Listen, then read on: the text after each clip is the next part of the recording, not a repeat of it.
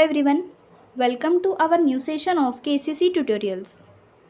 So students, आज हम लोग 10वीं कक्षा का हिंदी लोक भारती का ये जो पाठ है, दो लघु कथाएँ ये सीखने वाले हैं। इसमें जो दो लघु कथाएँ दी गई हैं जो बोध पर आधारित है, ये हम सीखने वाले हैं। इसके पहले वीडियो में हमने पहली कथा सीखी थी कंगाल। अभी दूसरी कथा इस वीडियो में हम सीखेंगे जो लिखी गई है नरेंद्र छाबड़ा जी इनके द्वारा। वीडियो स्टार्ट करने से पहले आपको एक रिक्वेस्ट है कि आपको अगर हमारे वीडियोस अच्छे लगते हो, इसका फ़ायदा होता हो, तो इसे ज़्यादा से ज़्यादा लाइक, शेयर और कमेंट कीजिए और हमारे चैनल को सब्सक्राइब कीजिए। तो चलिए देखते हैं हमारी दूसरी कहानी, जिसमें लेखक ने रिश्वतखोरी और भ्रष्टाचार पर बातें की हैं, जिसका नाम है सही उत्तर। तो चलिए शुरू करते हैं। अब तक वह कितने ही स्थानों पर नौकरी के लिए आवेदन कर चुका था, साक्षात्कार दे चुका था।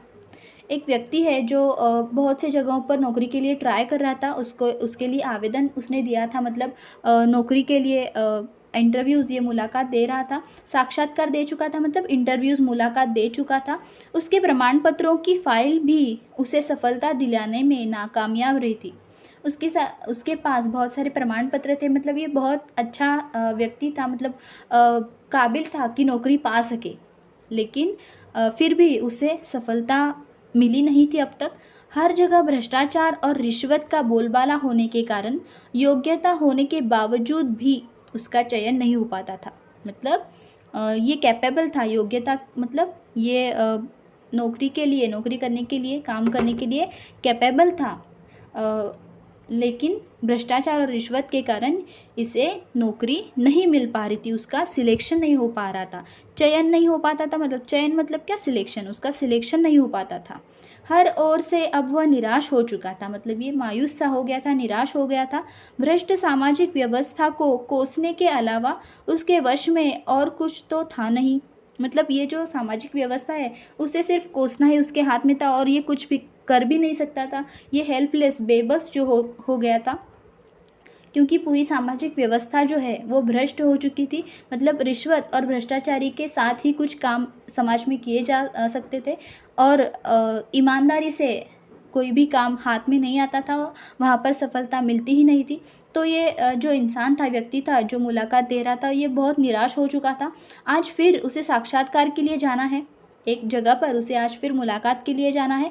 अब तक देश प्रेम, नैतिकता, शिष्टाचार, ईमानदारी पर अपने तर्कपूर्ण विचार बड़े विश्वास से रखता आया था, लेकिन इसके बावजूद उसके हिस्से में सिर्फ असफलता ही आई थी। अब तक ये जो अपना जीवन बिता रहा था, ये बड़ी अच्छी तरह से बिता रहा था, नैतिकता से बर्ताव करता था, देश प्रेम रखता था, ईमानदारी, शिष्टाचार, ऐसे अच्छे से इन सभी जो तर्कपूर्ण विचार है इन पर विश्वास ये करता था।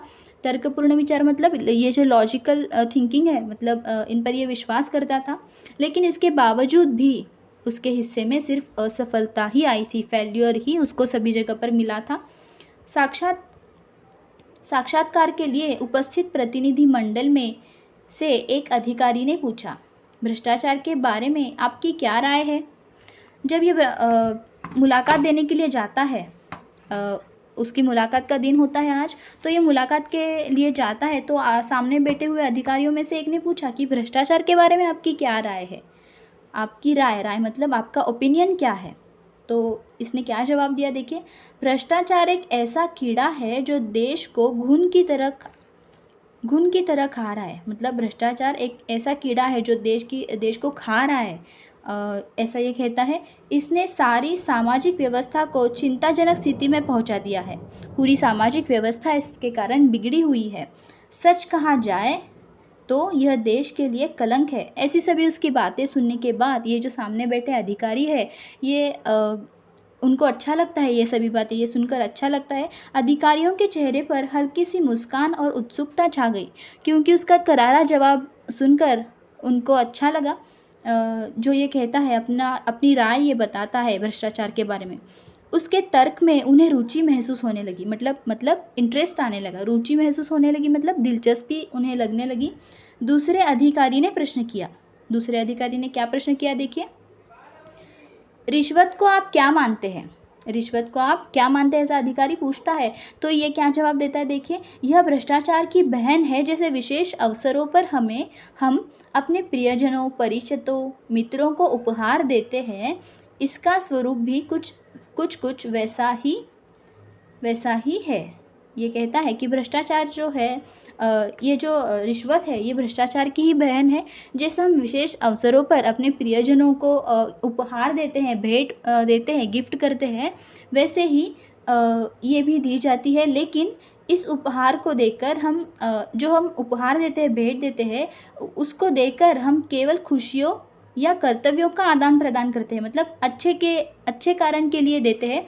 इसको देने का जो हमारा उद्देश्य होता है, ये अच्छा होता है, गिफ्ट देने का, उपहार देने का।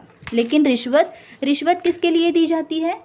अगर कोई काम हमें गलती से, चुपके से करवाना है तो देखिए लेखक अभी आगे क्या कह रहे हैं, मतलब ये जो मुलाकात देने वाला व्यक्ति है, ये क्या कहता है कि उपहार जो देते हैं हम, ये देकर हम केवल खुशियों या कर्तव्यों का आदान प्रदान करते हैं। आदान प्रदान करना मतलब एक्सचेंज करना, इससे अधिक कुछ भी नहीं। जबकि रिश्वत देने से रुके हुए कार्य, दबी हुई फाइलें, टलती हुई पदोन्नति, रोकी गई नौकरी आदि में इसके कारण सफलता हासिल की जा सकती है। मगर मतलब क्या कि रुके हुए किसके कार्य हैं, कुछ सरकारी दफ्तरों के कुछ कार्य है जो रुके हुए हैं, तो ये पूरा करने के लिए रिश्वत दी जाती है। दबी हुई फाइलें, मतलब अगर किसी की फ़ाइल मतलब छुप कर रखनी है, मतलब बंद करवानी है, तो रिश्वत दी जाती है। टलती हुई पदोन्नति, अगर पदोन्नति बढ़ती नहीं हो रही है नौकरी में, तो रिश्वत दी जाती है ये कराने के लिए। रोकी गई नौकरी मिलवाने के लिए भी, मतलब पाने के लिए भी रिश्वत दी जाती है। ये सभी कारण के लिए रिश्वत दी जाती है और सफलता पाई जाती है। तब भी यह समाज के माथे पर कलंक है। ये क्या कहता है इंसान, ये व्यक्ति क्या कहता है कि ये समाज के माथे पर लगा हुआ कलंक है, क्योंकि इससे समाज बिगड़ रहा है। समाज में भ्रष्टाचार और रिश्वत जो फैल गई है, ये समाज को खा रही है, घुन की तरह खा रही है, ऐसा ये कह रहा है। इसका समर्थन कतई नहीं किया जा सकता, मतलब कभी भी इसका समर्थन नहीं किया जा सकता, ऐसी मेरी धारणा है, कहकर वह तेज़ी से बाहर निकल आया। ऐसा कहकर ये अपना जवाब देकर तेज़ी से वहाँ से निकल आता है, मतलब जल्दी से बाहर निकल आता है, क्योंकि ये जानता था कि यहाँ पर भी यही होने वाला है। जानता था कि यहाँ भी चयन नहीं होगा। उसे पता था उसका इतना करारा जवाब भ्रष्टाचार और रिश्वतखोरी के कारण दिया हुआ, मतलब इस पर अपनी राय जो इसने दी थी, ये बहुत सच्ची बातें थी जो समाज में आज भी वहाँ पर चलती थी। तो इसके कारण ये जानता था कि यहाँ भी उसका सिलेक्शन नहीं होगा।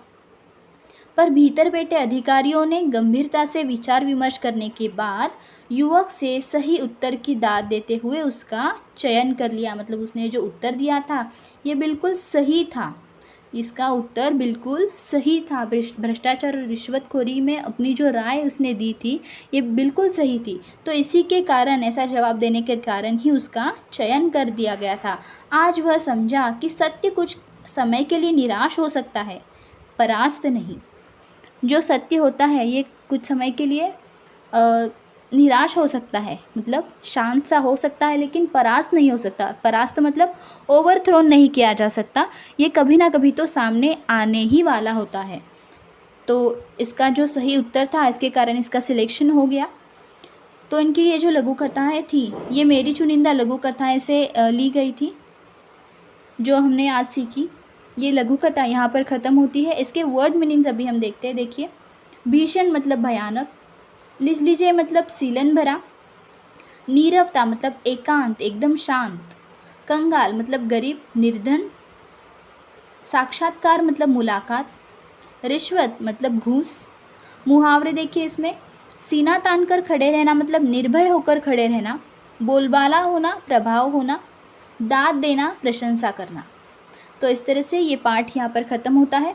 आपको अगर ये वीडियो अच्छा लगा हो तो इसे ज़्यादा से ज़्यादा लाइक, शेयर और कमेंट कीजिए और हमारे चैनल को सब्सक्राइब कीजिए।